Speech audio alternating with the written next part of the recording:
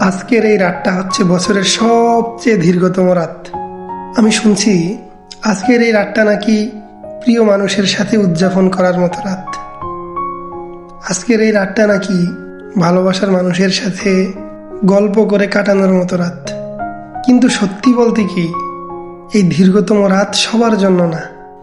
এই রাতটা হচ্ছে তাদের জন্য যাদের একজন প্রিয় মানুষ আছে, যাদের একজন সুন্দর মনের মানুষ আছে, যাদের ফোনের বিপরীত পাশে একজন মানুষ থাকে যে কিনা ফোন কলের অপেক্ষায় থাকে, যাদের কথা বলার মতো মানুষ আছে। এই রাতটা হচ্ছে তাদের জন্য। কিন্তু আমাদের মতো মানুষের জন্য এই রাতটা হচ্ছে ঠিক তার উল্টো।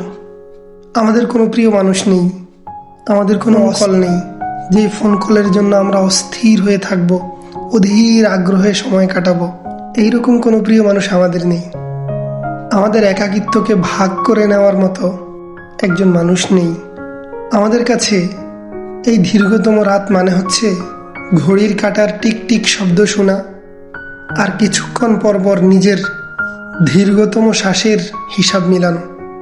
আসলে একা থাকাটা কোনো অপরাধ না, তবে এই বিশেষ রাতগুলোতে একাকিত্বটাকে একটু বেশি ভারী মনে হয়।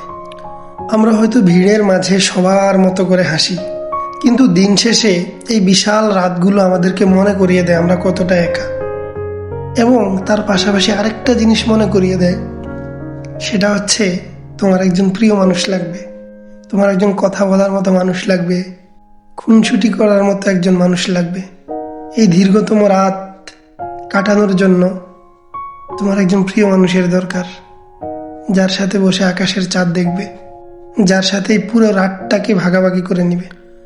যাই হোক, রাতটা যত বড়ই হোক না কেন, শেষ তো হবে।